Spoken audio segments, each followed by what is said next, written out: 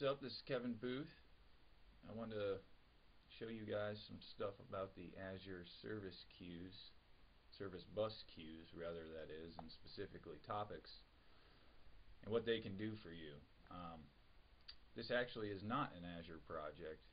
It's just two console apps. One's a producer of messages, the other is a consumer. So I just want to give a quick run through and show what you can do with these things. It's just a quick example, but it should give you some ideas of what you can do. So first, let's take a look. We're in the consumer. Actually, let's show the producer first. Makes a little more sense to shoot messages and then consume them later. So I've adapted the default Azure worker role into an actual console app, because I don't want to have a worker up there in the cloud stealing these messages off the queue before I can play with them at the client. One important thing to note is that when I create a topic, I'm going to publish to it. So, and then other interested parties can subscribe. Every interested party should subscribe to the topic, but give themselves a unique name. And the idea is you only subscribe in messages that you're interested in. So maybe I'm publishing pricing data, but I only want to know about cereal. Then the pricing data should be annotated with properties cereal. Maybe I'm only interested in Fruit Loops. So instead of me processing through every message that flies through this queue or this topic and checking for Fruit Loops, I can create a filter that does that for me. So before I get to that, I'll show you how easy it is to set up a producer. So here we go. Right here, we pluck our connection string out of the Cloud Configuration Manager. Same thing as the Configuration Manager.net you're probably already familiar with, except this can do a couple unique things for you. It allows you to be able to change your connection strings and app settings on the fly via the Azure Admin Portal. Right now, since I'm in a console app, it's just going to by default pull it out of app config. So let's take a look at that connection string. It's actually an app setting. So the interesting thing here is that you cannot emulate the service bus locally. So to develop and test, you will have to create a namespace or a service bus instance in some Azure subscription somewhere. I've created this one in my MSDN subscription. I'll publish this code and you can use it. I've got tons and tons and tons of transactions available against it if you want to play with it. I don't know. There's a couple unique things in here. There's the name, and the shared secret is basically kind of a password that you can only get from the portal. You can create other secrets if you want. If you don't like that one, there's a couple other things you can do to secure it down to the individual if you want. That's not important right now. So okay, I've now got my connection string. I'm going to create a namespace manager, and something to do with the topics and queues and pretty much all of Azure. The idea of a namespace is pretty important. It creates uniqueness, is what I've come to find out. So you create a service bus, but it's actually a namespace. So that's the address. And once you start playing with this stuff, you'll see what I mean. So the first thing I want to do is, so that I can keep running this, I want to check if the topic already exists, because I've already run this. So I don't want to recreate the topic to put messages on if it already exists. So I'll just bypass that if it already exists. Okay, no big deal. And then it's just this easy to create a topic. So I created the topic. I'm going to create the client. So let's go ahead and go up here. You can see where I defined a topic client in this class. I'm going to just call it test topic. No big deal. So here's my main loop. All I want it to do is let me type stuff in and publish it to the queue. or the topic. They're almost interchangeable. So here, unless I don't press Q, it's going to stick it on the topic. I have this method here, send, and this is important. You always publish a brokered message. You can set all kinds of time to live, dead letter queue stuff on these. That's also not important right now, but what is important is I'm giving you an example of a property. You can put unlimited properties on these things, and this is really important because you can't filter against the actual payload of the message. Whatever you have to send needs to be serializable. I'm just sending a simple string, not a big deal, but the metadata you annotate is what your consumers are going to be filtering on. So you need that needs to be important key information about what's contained within the payload. So, and then I go ahead and send it. Alright, well, let's hop over to consumer. Pretty much the same exact layout, except doing a topic client, I do a subscription client. Almost the same exact code, configuration manager, get the namespace manager. Now, here's where it gets interesting. What I want to do is create a new SqlFilter.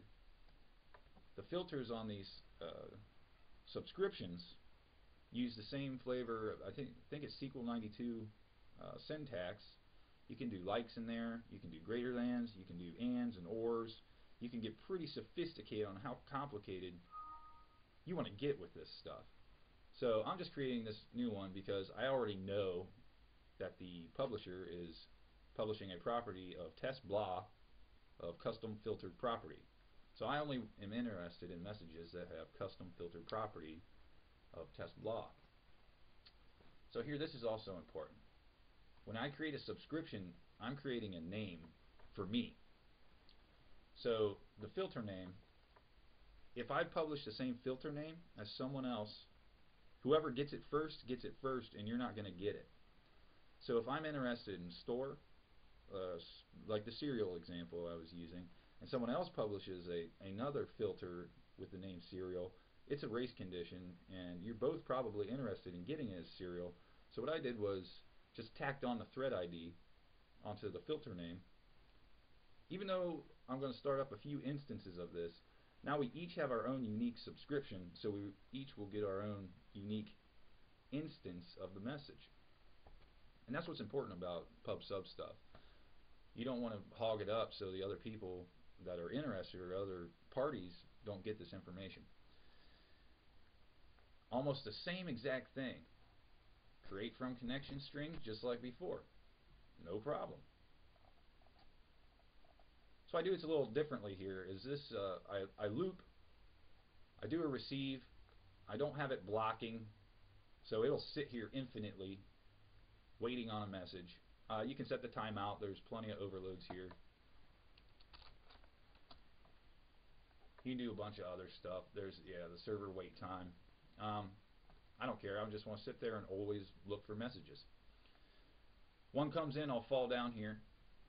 Hopefully it's not equal to null. I'm writing out the message. And here's interesting. The message, you get body and you give it a generic argument. By giving a generic argument, it's going to attempt to deserialize that. So both applications need to be aware, and what I do see is a lot of data contract usage here, the same WCF type data contract usage that you may have seen before. So it'll deserialize in the same manner. And then I just go ahead and write that out. You will always want to mark it complete. If there's an error processing, it will put that back on the queue for you. So that's one of the important things about this. And what makes the service bus queues a lot different than the plain Azure queues is that they're transactional. So if they're in a transaction scope or a SQL transaction, they can enlist, and if you screw up, it'll roll it right back onto the queue. So next time you connect, your messages will still be waiting. That's important. There's some error handling, stock stuff there. So what I want to do is I want to start that loop on a different thread. so that I can tell it to quit on the main thread if I press the Q key or whatever. So ideally, you'd have this encapsulated somewhere else and just fire it off and let it go. Nothing too funky here. So let's start this thing up.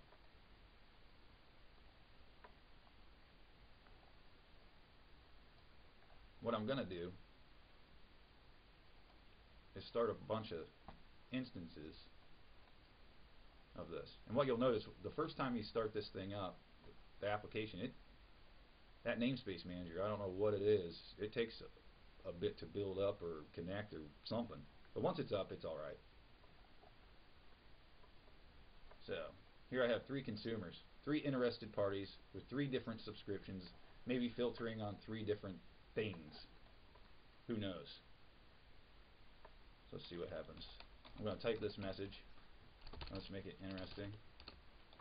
Huber is the man. Huh? Well, 2 of them got it. The third one must not be up yet. Yeah, there it goes.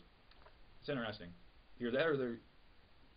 Oh yeah, since I use the same managed thread ID, it's actually using them at different times. That's interesting. I should just use GUIDs just to make it work better. Yeah, it's just always going to be 2 of them. 2 of these guys have the same ID. But you get the idea. I should have been a little bit more unique there. Let's go ahead and do that. Do something unique, just to prove I'm not crazy.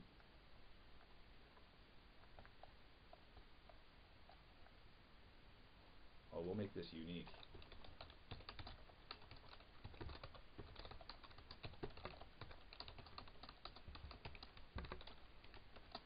There.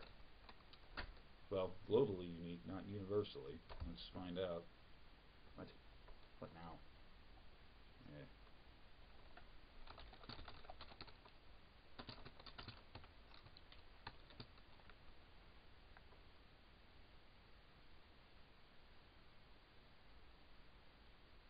What am I missing here? Oh, I'm an idiot.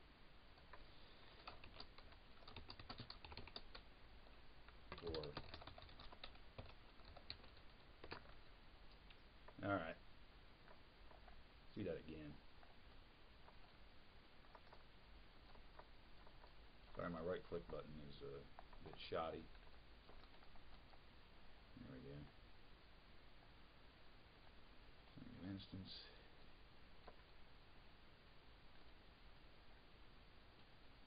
A bunch of these guys going here.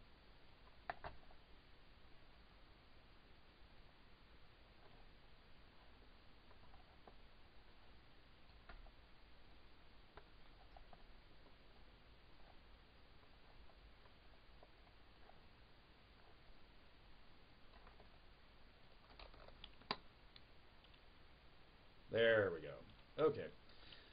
So I guess I re-emphasize my point on making sure that you have a unique name for your subscription to your application maybe, or to whatever you're doing. And I just accidentally went ahead and showed how that works. So hopefully everybody kind of gets an idea of what's happening here. The important thing to remember is that you're going to be interested in something about the metadata of that message that's published. And then also on the flip side of that, if you're publishing subscriptions, you definitely want to annotate your messages with enough data that people can get what they want without having to pull every single thing down, which you can, and then them deserialize it and then scan and then do something else. Let the cloud do that for you. So, alright, I hope you learned something. Thanks.